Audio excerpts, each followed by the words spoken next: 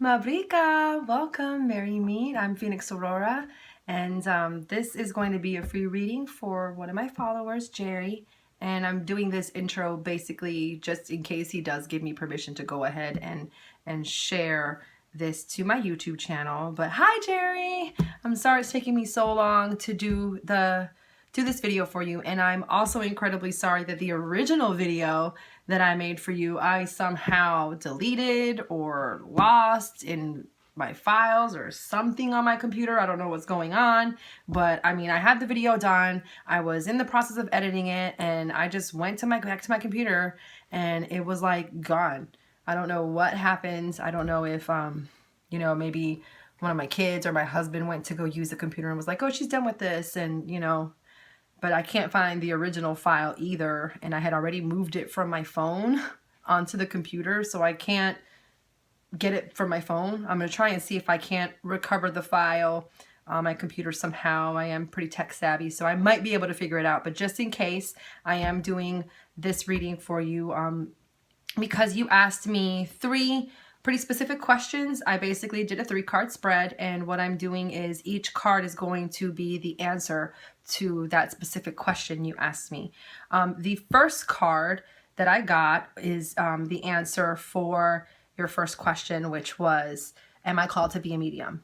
The second card is going along with that first card because your third question was, is that calling going to move me out of Florida? So I felt since those 2 questions were very much, associated with one another, I actually made those the first 2 cards. And then your second question is actually the last card, which is answering whether you will find a companion or be single. So based on the first 2 cards, which I'm going to go ahead and show you, and I'm sorry if it's backwards. This one's the first, this one was the second. So this is answering whether or not you're called to be a medium, and this is asking, answering whether or not that's going to move you out of Florida. So these 2 cards kind of are telling me, my initial response based off of these cards is no, I don't think you're called to be a medium. Does that mean that mediumship is not for you? No, that's not what I'm saying. It's just, I don't think you're called to be one. That doesn't mean you can't be one and that you wouldn't be a good one. This card, the first card, is the 9 of Wands. And if you look at it, sorry, it's alive. Like it's really not wanting to be talked about, I guess. I don't know. But if you look at it right side up, it is a chief, and it looks like he's leading his people into battle. So this comes across as somebody who's more in the mundane world to me. That you, and with it being reversed, to me it seems like you have some leadership issues that you need to work on before you'll be able to move forward and be a good medium. As far as leadership issues, perhaps you aren't as diplomatic as you can be. And by that I mean that, when there's an issue at work, you don't always go about handling it the right way. And people aren't inclined to follow you into battle because of that. You might want to think about how you are perceived by people, how you come across, how you speak, all that good stuff, before you, expect people to just follow you and listen to you and all of that good stuff.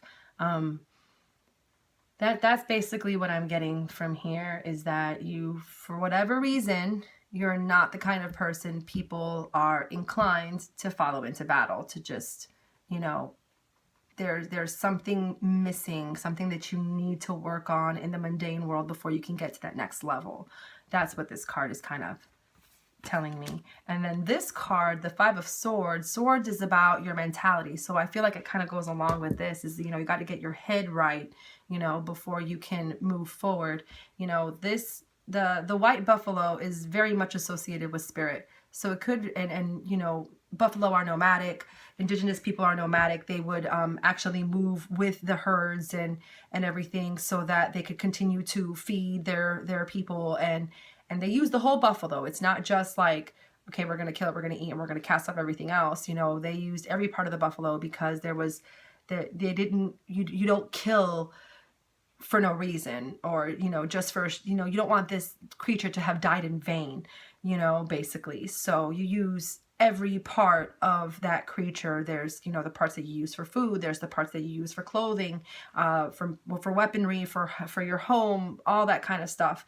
So this is basically, to me, saying that perhaps you're not using your resources very well. And if you look at the buffalo, you know, you can see, I'm not sure, my camera's not very good, but the way it's drawn, you can kind of see its ribs. It's like this buffalo is starving, it's struggling, you know, these looks like blood splatter everywhere. I'm not sure what it's meant to indicate, but it does look like there's some bullshit going on. Like, that's, I'm not sure of a better way to say it, but yeah, it looks like there's a struggle.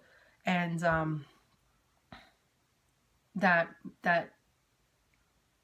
I don't know, there's something hindering your movement. There's something that's blocking you. And because it's a sword, I want to say that it's more up here than anything else. But again, I'm going to, I'm not sure if I already said it or not, but I'll say it again. It is something that I've said in other videos, but I'm not sure if I said it in this one. These are my intuition, and then I'll read what the pros are saying off of one of the books that I have here. And the good news is that when it comes to your relationships, I really see something happening. I really do see that perhaps if you were to get your, you know, your head right, get your head in the game, kind of figure out how better to approach people, you know, what it is about you or about what you say that comes off wrong, and kind of work on that. And then you'll start, you know, there'll be a lot of abundance, because this looks like, you know, if I was pulling this card for when it comes to a relationship, I would say that, you know, there's definitely the possibility here. This looks abundant and fruitful, and just, you know, you got a woodpecker. When a woodpecker, you know, pecks into the tree, it's because it's trying to find something to eat. And you see here that there's all of these things that, you know, came out from it having pecked. So I feel like you're going to achieve your goals. You know, you just have a way to go. Perhaps should you, you know, get things going and do become a medium and start doing better with that, and decide to move, that you'll be surrounding yourself with a more like-minded crowd of people, and perhaps find your soulmate even, or twin flame, depending on the circumstance and what it is that you're looking for and where you're at by the time you meet the person that looks like you'll end up being in a relationship with. Because, you know, there's plenty. This to me is like plenty of fish in the sea, is you know, the long and short of it. Excuse me. Because you got that woodpecker, you know, doing its fishing, and there are plenty of fish. There's plenty of bugs that came out. So I think when it comes to companionship, you know, you're gonna have, you know, opportunities. That's not something that I think you need to worry about. I think you need to focus more on your spiritual growth, and that, you know, perhaps once you kind of get past some of the obstacles, some of the things that are blocking you spiritually, that you'll be able to be a medium.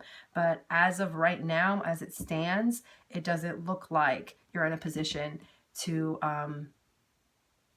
that you're being called to be a medium at this juncture. Doesn't mean you're not, that's not something that is a calling for you in the future, but that right now, you know, it's not in the cards for you, literally.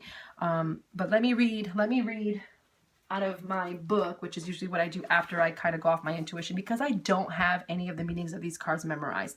I go straight off my gut. And you know, I find more and more that the more I listen to my intuition, the more accurate I get, at least with regard to, you know, what this book and some other resources I use, like Biddy Tarot and stuff like that, are saying some of the cards mean. Because I do read for myself, and, you know, I'll get my husband to be like, hey, sit down, let me do a reading for you real quick. I need to practice. But I never know if my readings are biased because I happen to know my husband and I happen to know his life circumstances because we're married. That's why I like doing readings, offering free readings for complete total strangers. And sometimes I get my family members and stuff to think of a question and not tell me, just to kind of you know, in a way, do blind research. But anyway, moving right along, you had the Nine of Wands first. Nine of Wands. So it was reversed, and this card indicates mental decline, unsteady, unstructured, failure. It says you've had, oh no, Einstein said the definition of insanity is doing the same thing over and over, but expecting different results. That pretty much sums up the meaning of this reversed card. Your efforts are admirable, but bucking the system is futile. Unsteady footing at work has you feeling wounded and dejected. Work to employ structure and routine. This will help your attitude as well as performance. So yeah, it's saying, you know, anything worthwhile is worth fighting for. So if this is something that you are really passionate about doing, that you want to become a medium, you know, yes, there are obstacles in the way, but if that's what you really want, you've got to be willing to put in the work. It says you may need to call reinforcements to accomplish your goals. The path you take will catapult you in a completely different direction than you expected. Be proud of the progress you've made so far. Count your war wounds as badges of courage. So that's that with regard to the Nine of Wands. So I kind of feel like that goes a little bit along with what I'm saying, is that, you know, you're not necessarily in a position to lead at the moment. You have, sorry, I keep getting notifications on my phone. You have some things that you need to work on before you can get there. It doesn't mean you can't get there. It's just that right now isn't where you want to be, isn't where you're at, basically. So then we have the Five of Swords.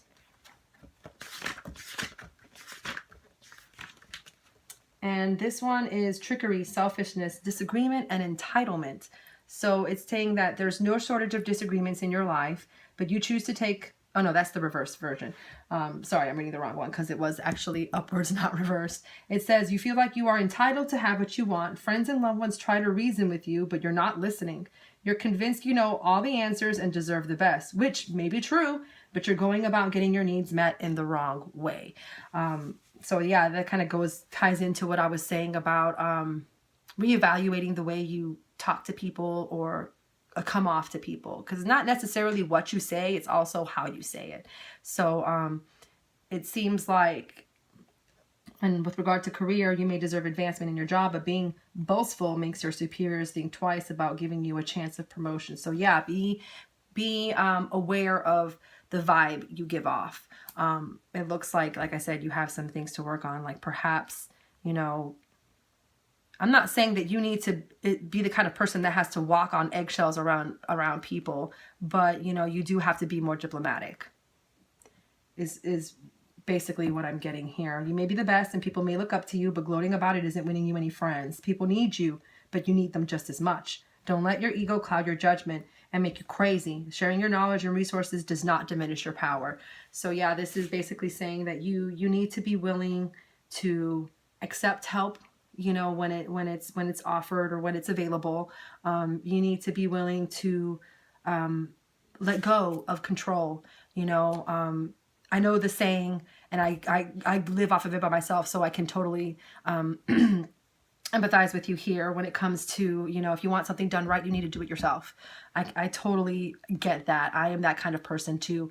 But sometimes you have to let other people help you, even if they're not going to do it the right way. You know, you have to let them do it because they need to figure out what works for them as far as getting something done, you know, that you would normally be doing. You know, just because they're not doing it your way doesn't mean it's not the right way. You know, they may even have a better way if you would give them a chance. It really seems like when it comes to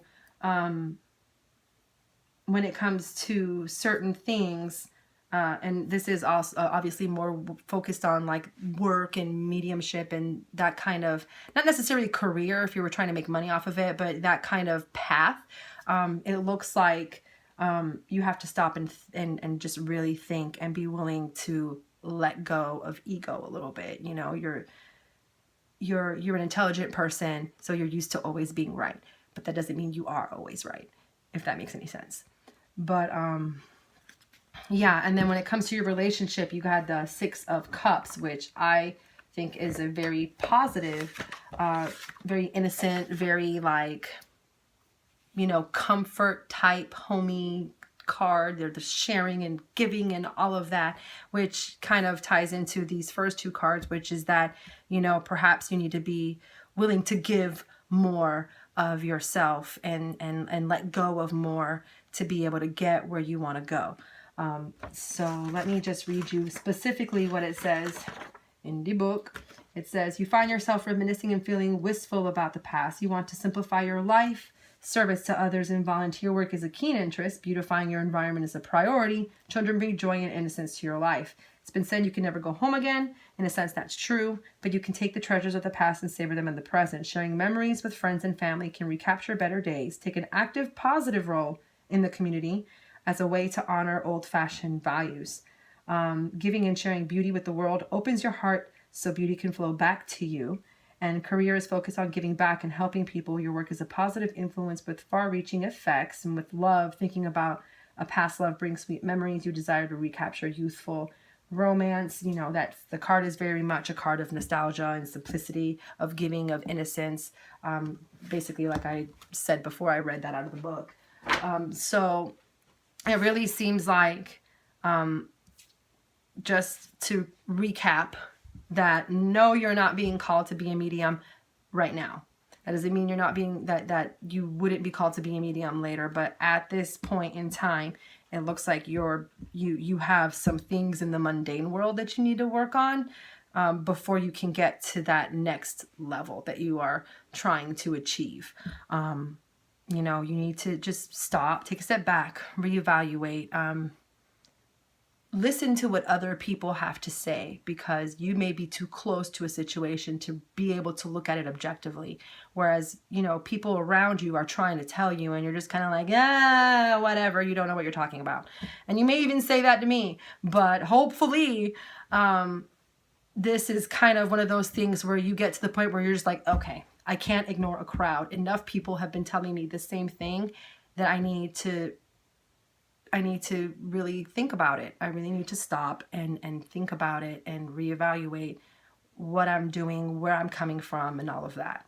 And I hope you do, because it does seem like, you know what I mean, right here, when it comes to the abundance and everything, like, it's not that you don't have the potential. It's just that right now it's untapped because you have things that are standing in the way, obstacles that you still have to overcome before you can get there.